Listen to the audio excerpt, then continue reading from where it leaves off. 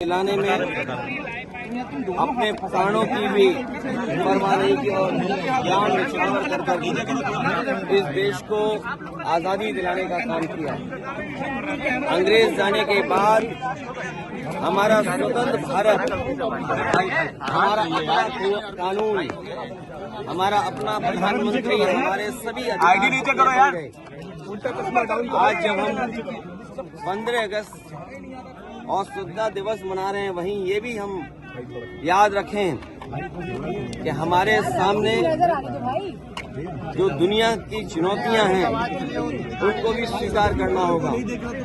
जितना हमारा किसान मजबूत होगा, हमारा जितना ही देश आर्थिक रूप से मजबूत होगा, उतना ही नौजवानों का हम भविष्य बेहतर कर पाएंगे। हमारे देश के किसान खुशहाल हों, हमारे देश के उद्योग कारोबारी वो संपन्न हो, दुनिया के बाजार से मुकाबला कर सकें। हमें अपने देश को मजबूत बनाने के लिए कोई भी त्याग करना पड़े, उसके लिए हम सबको भारतवासियों को तैयार रहना चाहिए। जहां तक समाजवादी पार्टी, डॉक्टर राम मनोहर लोहिया, बाबा साहब भीमराव अम्बेडकर जी, नेताजी और तमाम समाजवादी विचारकों ने जो हमें सिद्धांत दिया, जो समाजवादी आंदोलन दिया, इसी से हमारा देश खुशहाल होगा और तरक्की करेगा। जो गैर बराबरी है देश में, वो तभी खत्म हो सकती है जब समाजवादी सिद्धांतों पर देश चले। आज हमें खुशी है कि उत्तर प्रदेश की जनता ने समाजवादी पार्टी पर भरोसा करके सबसे ज्यादा सांसदों को जिता करके एक हम समाजवादियों को जिम्मेदारी दी है कि देश को मजबूत बनाने के लिए, देश की एकता को और मजबूत बनाने के लिए हम लोग लगातार काम करते रहें। आज के दिन हम संकल्प लेते हैं कि हमारा किसान खुशहाल हो, नौजवान को नौकरी रोजगार मिले, हम सबका जीवन सम्मान के साथ, और दुनिया में जो हमें मुकाबला करना है उन देशों से मुकाबला कर करके अपना देश सबसे आगे बढ़ाना है। इधर हम देखते हैं कि विदेश नीति भी हमारी कुछ जितनी मजबूती के साथ देश खड़े होने चाहिए थे, आज दुनिया के वो देश हमारे साथ नहीं खड़े हैं।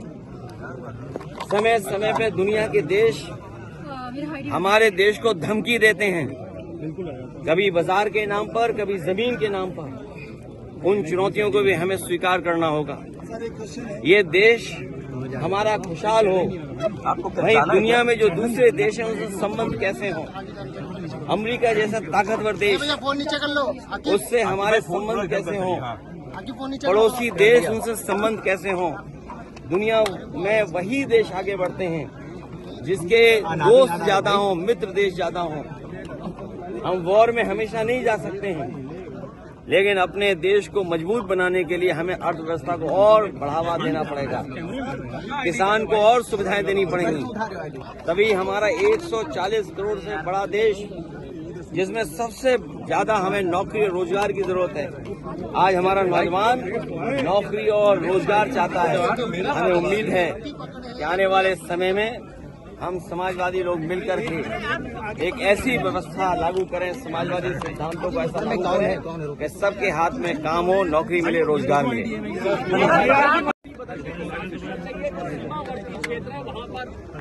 ये प्रधानमंत्री ने, मैं आज के दिन ये अपील करना चाहता हूँ, भारतीय जनता पार्टी के लोग 15 अगस्त को झूठ न बोलें। कम से कम राष्ट्रीय, जिस दिन पूरा देश 15 अगस्त खुशी के साथ मना रहा है, उस समय कोई भी राजनीति नहीं होनी चाहिए। हमारी सीमाएं सुरक्षित हों, हमारी फौज मजबूत हो, अग्निवीर जैसी व्यवस्था खत्म हो, और हम उन लोगों को भी देखते हैं जो मुंह से तो स्वदेशी हैं लेकिन मन से विदेशी हैं। अगर मन से विदेशी होंगे तो हमारा कारोबार कैसे बढ़ेगा। आज अमेरिका जैसा देश टैरिफ लगा करके हमारे तमाम उद्योगपतियों को संकट में खड़ा कर रहा है। भदोई जैसा जिला जो हजारों करोड़ का कारोबार करता था, आज उसका कारोबार रुक गया है। जो सामान भेजा वो पानी के जहाज में खड़ा हुआ है, न अमेरिका जा सकता है, न भारत वापस आ सकता है। ये तो एक उदाहरण है, लेकिन टैरिफ लगने के बाद न जाने कितने कारोबारियों के ऊपर संकट आया है। और वहीं चीन जो हमारा पड़ोसी देश है, समय समय पर हमारी जमीन कब्जा करता है, हमारे पूरे बाजार को कब्जा कर लिया। आज सबसे ज्यादा जो ट्रेड डेफिसिट है तो वो हमारी चीन से है। ये तमाम जो आर्थिक संकट हैं इनसे कैसे उभरना होगा। इसलिए अगर मुंह से स्वदेशी हैं तो मन से भी स्वदेशी होना पड़ेगा। और स्वदेशी के साथ साथ जिस तरह का मकड़ जाल है जीएसटी की वजह से, जिस तरीके से मकड़ जाल पैदा हुआ और डराने वाला जो संस्थाएं बन गई हैं, ईडी, सीबीआई, इनकम टैक्स, उससे हमारा उद्योग कारोबार नहीं बढ़ेगा, हमारा उद्योग कारोबार और बंद होगा। देखिए काफी बदलाव होगा जीएसटी को लेकर। इनका बदलाव नोटबंदी में भी देखा हम लोगों ने, इनका बदलाव जीएसटी में भी देखा कि सबसे ज्यादा संशोधन हो गया है। तो इसलिए अभी इनकम टैक्स है जो नया कानून लगाया है, अगर आप 1 रुपया भी खर्च करोगे तो सरकार जानना चाहती है कि 1 रुपया कहाँ खर्च किया आपने। ये इनकम टैक्स आपकी आजादी को रोकने वाला है, आप पे पाबंदी लगाने वाला इनकम टैक्स है। और हमें खुशी है इस बात की कि सुप्रीम कोर्ट ने कम से कम लोकतंत्र को बचाने का काम किया। जो एक एसआईआर हो रही थी, और भारतीय जनता पार्टी को ये हुनर है कि वोट कैसे काटना है, वोट कैसे किसी का उड़ा देना है। कम से कम इस फैसले के बाद पॉलिटिकल पार्टीज बूथ स्तर पर अपना वोट बचा पाएंगी और अपना वोट जुड़वा देंगी। ये संगी साथी ग्रुप,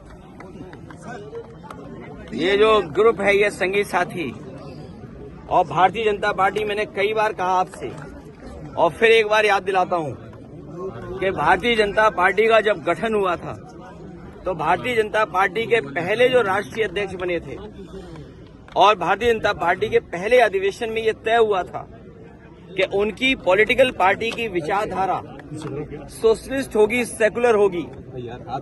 ये आज फिर सोचना इनको, और ये जो 100 साल पूरे हुए हैं इनको अंग्रेजों को बधाई देनी चाहिए, क्योंकि सुनने में आता है और कुछ इतिहासकार ये लिखते हैं कि कुछ संगठन अंग्रेजों ने बनाए थे जिससे भारत को धर्म के आधार पर विभाजित किया जा सके, हिंदू और मुसलमान की खाई पैदा की जा सके। इसलिए संगी साथियों को भी अपनी पहली विचारधारा जो थी समाजवादी और सेकुलर, उसको याद रख करके देश को और आगे बढ़ाना चाहिए। ये जो मुख्यमंत्री जी इन्होंने पूरी भारतीय जनता पार्टी को गच्चा दिया है। ये जो मुख्यमंत्री जी हैं इन्होंने पूरे भारतीय जनता पार्टी को गच्चा दिया है। ये न भारतीय जनता पार्टी के सदस्य थे और न कभी भारतीय जनता पार्टी की विचारधारा इन्होंने पसंद की। केवल कुर्सी पे बैठने के लिए इन्होंने भारतीय जनता पार्टी की सदस्यता ली है। सच्चाई में अगर किसी ने गच्चा दिया है तो इन्हीं मुख्यमंत्री ने पूरे भारतीय जनता पार्टी को गच्चा दे दिया। विजन 47 पे वर्ल्ड वॉर 2 के बाद जब से जापान में जो हिरोशिमा नागासाकी पे एटम बम गिरे और एटॉमिक वॉर के बाद जो परिणाम आए, वहां से दुनिया ने ये स्वीकार किया है कि हम कभी भी एटम बम की लड़ाई में नहीं जाएंगे, एटॉमिक एनर्जी को इस तरह इस्तेमाल नहीं करेंगे किसी की जान लेने के लिए। समाजवादी लोग और बहुत सारे दुनिया में ऐसे लोग हैं जो वॉर के खिलाफ हैं। वॉर नहीं होना चाहिए, लेकिन हमारी फौज मजबूत होनी चाहिए। जो लोग ये कह रहे हैं न्यूक्लियर से हमें डरना नहीं है, मैं उन लोगों से एक ही निवेदन करना चाहता हूं कि हमारी फौज को मजबूत करो, अग्निवीर व्यवस्था खत्म करो।